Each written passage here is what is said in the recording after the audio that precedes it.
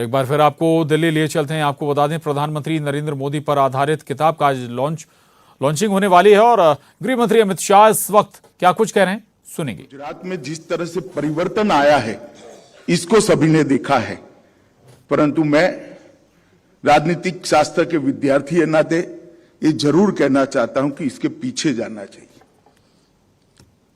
मोदी जी के 20 साल का अनुभव, मोदी जी के इसके पहले के 30 साल का जब तक अध्ययन नहीं करते वो अधूरा रह जाएगा। मोदी जी के 5 दशक का सार्वजनिक जीवन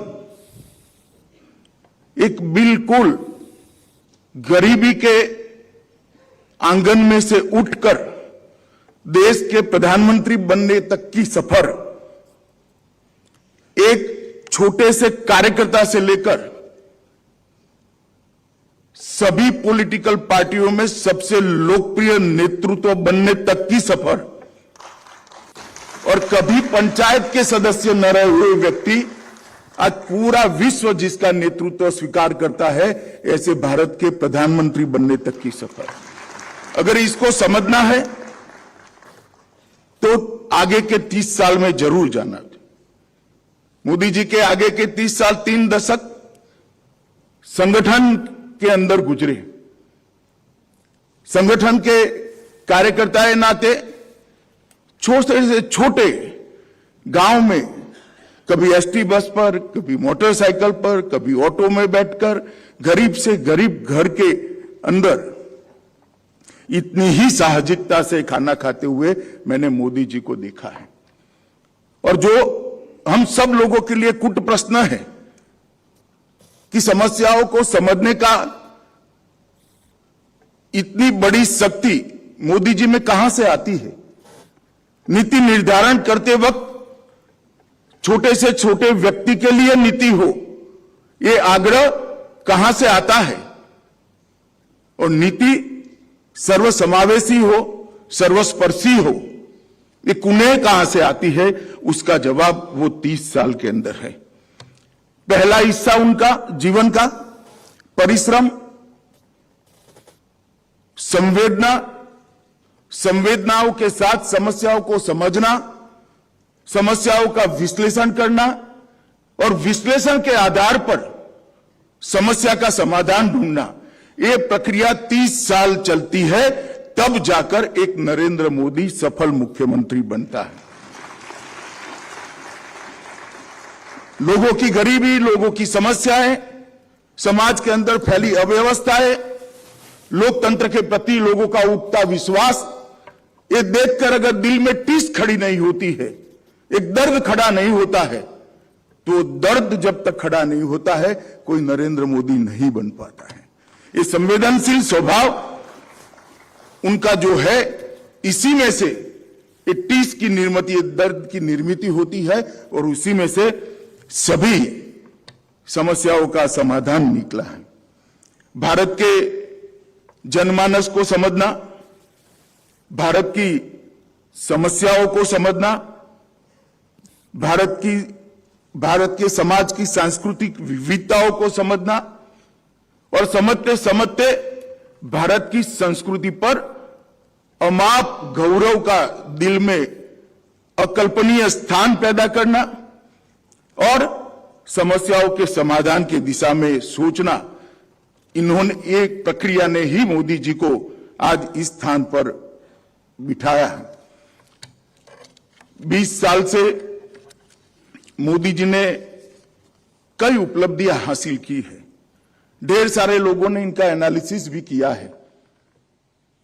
खास कर एडमिनिस्ट्रेशन के लिए और गवर्नेंस के लिए मोदी जी ने जो उपलब्धियां हासिल की है, इसका मूल्यांकन बहुत अच्छे तरीके से किया है। मगर मैं एक बात कहना चाहता हूं, एक ऐसे व्यक्ति का मूल्यांकन आप कर रहे हो जिसको मुख्यमंत्री बनने से पहले पंचायत चलाने का भी अनुभव नहीं था। मोदी जी जब मुख्यमंत्री बने उसके पहले कोई चुनाव नहीं लड़े थे, पंचायत के सदस्य भी नहीं थे। और ऐसी व्यक्ति को अचानक भूकंप से पीड़ित एक राज्य का मुख्यमंत्री बना दिया जाता है और उस वक्त बार बार चुनकर आना और इतना यशस्वी तरीके से गवर्नेंस करना, ये बहुत बड़ी अपने आप में उपलब्धि। में ये बात इसलिए कहता हूं कि मूल्यांकन के पैरामीटर्स तय होने चाहिए। गुजरात के अंदर सर्वसमावेशी और सर्वस्पर्शीय विकास हुआ, वो मोदी जी का व्यक्तित्व का परिचय कराता है।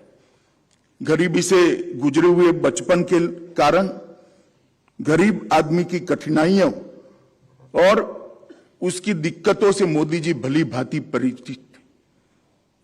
उन्होंने मुख्यमंत्री बनने के बाद संवेदनशील तरीके से समाज के अंतिम व्यक्ति के लिए योजनाएं कैसे बन सकती है और योजनाओं को बनाकर अंतिम व्यक्ति तक किस तरह से पहुंचा जा सकता है, इसका एक उत्कृष्ट उदाहरण लोगों के सामने दिया है। मित्रों, योजनाओं के बारे में मैं जरूर थोड़ी बात करना चाहूंगा। मोदी जी की योजनाओं का अनेक प्रकार का विश्लेषण हो सकता है, मगर उन्होंने योजनाओं को लोकाभिमुख बनाया है। गुजरात के कृषि महोत्सव के मॉडल का जो स्टडी करेगा उसको मालूम पड़ेगा कि परिवर्तन किस प्रकार से आता है।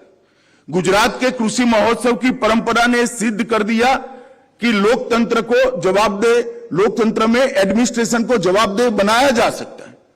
हर गांव में कृषि महोत्सव का रथ पहुंचता था और जो सरकारी मदद लेने के लिए किसानों को तहसील लेवल पर और जिला लेवल पर बार बार जाना पड़ता था, वो सरकारी मदद उन्हीं के गांव के अंदर पहुंचाने की शुरुआत एक कृषि महोत्सव ने की। तो उन्होंने योजनाओं को लोकाभिमुख बनाया। मोदी जी ने योजनाओं के साइज और स्केल दोनों को बदलने का काम किया और योजनाओं को संपूर्ण समस्या के उन्मूलन की दिशा में प्रेरित किया। जैसे पहले योजनाएं बनती थी, इस बजट में इतने गांवों के अंदर बिजली पहुंचाएंगे, इस बजट में इतने घरों के अंदर बिजली पहुंचाएंगे, इस बजट में इतने शौचालय बनाएंगे, इस बजट में इतने लोगों को स्वास्थ्य कार्ड देंगे। मोदी जी की योजनाओं का अगर आप स्टडी करेंगे तो अब संख्या नहीं होती है, समस्या का संपूर्ण उन्मूलन होता है। देश में हर घर में बिजली पहुंचाएंगे, देश में हर घर में आज शौचालय पहुंचाएंगे, देश के हर घर में गैस का सिलेंडर पहुंचाएंगे, देश के हर घर में पीने का पानी नल से पहुंचाएंगे। समस्याओं का संपूर्ण उन्मूलन ये उनकी योजनाओं का विशेषता रहा और एक दृष्टि से साइज और स्केल दोनों को मोदी जी ने परिवर्तित किया है। उन्होंने कई प्रकार की योजनाओं की इस प्रकार से लिया कि समग्र क्षेत्र को आप समग्र क्षेत्र का सुधार कर सके। मैं एक छोटा सा उदाहरण गुजरात के शिक्षा व्यवस्था के लिए उन्होंने किया, इसका कहना चाहता हूं।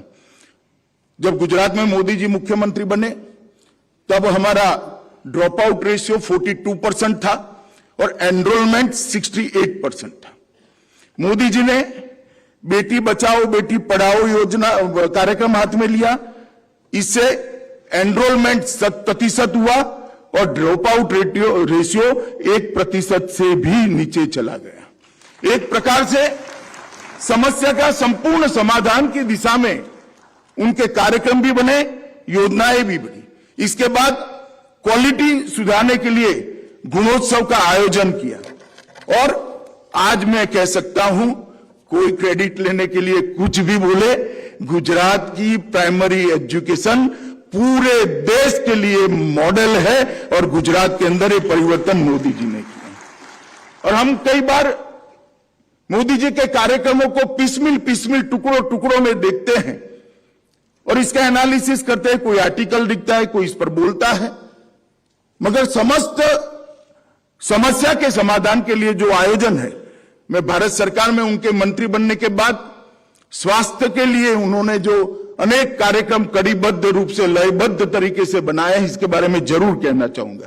सबसे पहले उन्होंने स्वच्छता अभियान जो शुरू किया, जो स्वास्थ्य के साथ सीधा जुड़ा हुआ है। हर घर में टॉयलेट पहुंचाया, साफ सफाई के लिए एक बहुत बड़ा अभियान शुरू हुआ और स्वच्छता की संस्कृति को पुनर्जीवित किया। फिट इंडिया का मूवमेंट चलाया, वो भी स्वास्थ्य के लिए जुड़ा है। योग दिन और योग का महत्व पूरी दुनिया और देश में प्रस्तावित किया, वो भी स्वास्थ्य के साथ जुड़ा है। पोषण अभियान को उन्होंने महत्व दिया, वो भी बच्चे की इम्यूनिटी, माता की इम्यूनिटी के साथ रिलेटेड अभियान है। इसके बाद प्रोटेक्टिव तरीके से कुछ योजनाएं बनाई, जैसे मिशन इंद्रधनुष, आयुष्मान भारत। ये दोनों योजनाओं ने बच्चों को सुरक्षित करना और हर व्यक्ति को 5 लाख तक की सभी स्वास्थ्य सेवाएं फ्री मिले। देश के 60 करोड़ लोगों के दिमाग पर से, उनके सर पर से स्वास्थ्य का पूरा बोझ हटाने का काम किया। उसके बाद में एक सीरीज ऑफ वेलनेस सेंटर बनाए, इंफ्रास्ट्रक्चर स्कीम लेकर आए, जिसके तहत देश का इंफ्रास्ट्रक्चर बढ़ा और मेडिकल कॉलेज की स्थापना का उन्होंने जो परंपरा किया, थ्रस्ट दिया, इसके कारण मैं एक ही आंकड़ा कहना चाहता हूं कि आज भारत में यूजी और पीजी दोनों क्षेत्रों में हम 2 गुना डॉक्टर बाहर हर साल बाहर आए, इस प्रकार की स्थिति पर पहुंचे। तो स्वास्थ्य के क्षेत्र में सभी योजनाओं को कोई पिसमिल देखेगा तो उसका मूल्यांकन नहीं कर पाएगा, परंतु अगर आप उसको एक कड़ी में रखकर देखेंगे, एक बहुत बड़ी श्रृंखला की लड़ी के रूप में देखेंगे, तो आपको मालूम पड़ेगा कितनी धैर्य के साथ सोचकर शुरू से योजना बनाई गई है और 8 साल के अंदर हर साल एक चीज जुड़ती गई और समस्या का संपूर्ण समाधान की दिशा में हम आगे बढ़े हैं। नीतियों के निर्धारण के लिए एक ऐसी सरकार के बाद मोदी जी की सरकार आई, जिसको कहते थे कि पॉलिसी पैरालिसिस वाली सरकार थी। मोदी जी ने 8 साल में नीतियां कैसे निर्धारित हो सकती है, इसके लिए ढेर सारा दुनिया के सामने स्टडी करने का मटेरियल उपलब्ध कराया है। मैं बहुत सारी बात नहीं करना चाहता, परंतु कुछ नीतियों की जरूर बात करना। भारत ने कभी भी अंतरिक्ष के लिए अपनी नीति बनाने का सोचा नहीं था। मोदी जी ने अंतरिक्ष की नीति बनाकर आज एक बहुत बड़ा बाजार भारत के लिए खुला है और मैं पूरे भरोसे से कहता हूं कि इस क्षेत्र में भी भारत ग्लोबल लीडर बनने जा रहा है। ड्रोन की पॉलिसी देश में थी ही नहीं, अपार संभावनाएं पड़ी, परंतु ड्रोन की पॉलिसी नहीं थी। पढ़े लिखे युवा भी थे, 130 करोड़ का मार्केट भी था और देश अब आधुनिकता को स्वीकारने के लिए, नई चीजों को स्वीकारने के लिए तैयार भी बैठा है, मगर पॉलिसी के बगैर नहीं हो सकता था। ड्रोन पॉलिसी बनाकर एक नया बहुत बड़ा बिजनेस का स्पेस खोलने का काम नरेंद्र मोदी जी ने किया है। औद्योगिक प्रोत्साहनों की योजना को पीएलआई के अंदर अलग प्रकार से रखने का काम किया। स्वास्थ्य मैंने आगे बताया ही है, हेल्थ को बहुत मजबूती के साथ एक ठोस आधार प्रदान करने का काम नरेंद्र मोदी जी ने किया। मित्रों, मैं शिक्षा नीति पर जरूर कहना चाहूंगा। नेशनल एजुकेशन पॉलिसी, मैं बहुत आशान्वित हूं इस पॉलिसी से। मैंने बहुत बारीकी से इसका अध्ययन किया है। अब तक जितनी भी नेशनल पॉलिसी आई, उन्होंने बच्चों के रोजगार की चिंता की थी। ये नेशनल एजुकेशन पॉलिसी ने बच्चों की क्षमता को बढ़ाने के लिए थ्रस्ट दिया है। व्यक्ति की कैपेसिटी, व्यक्ति की क्षमता अगर नहीं बढ़ती है तो वो बड़ा आदमी नहीं बन सकता। नेशनल एजुकेशन पॉलिसी को आप बारीकी से देखोगे तो हर बच्चे की क्षमताओं को, अनंत संभावनाएं जो ईश्वर ने हमारे अंदर भरी पड़ी है, उसको 100% बाहर लाने का एक प्लेटफॉर्म देने का काम नेशनल एजुकेशन पॉलिसी ने किया है। और ढेर सारे शिक्षा शास्त्रियों ने बनाई हुई नेशनल एजुकेशन पॉलिसी भी, ये भी वैसे शिक्षा शास्त्रियों ने ही बनाया है, परंतु हर नेशनल एजुकेशन पॉलिसी विवाद में पड़ी है।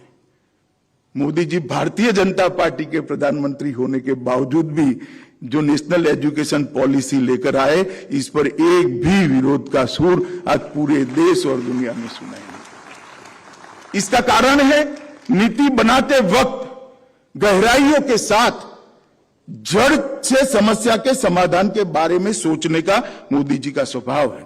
एग्रीकल्चर के अंदर भी ढेर सारे परिवर्तन हुए हैं और स्टार्टअप से लेकर कुछ इस प्रकार की पॉलिसी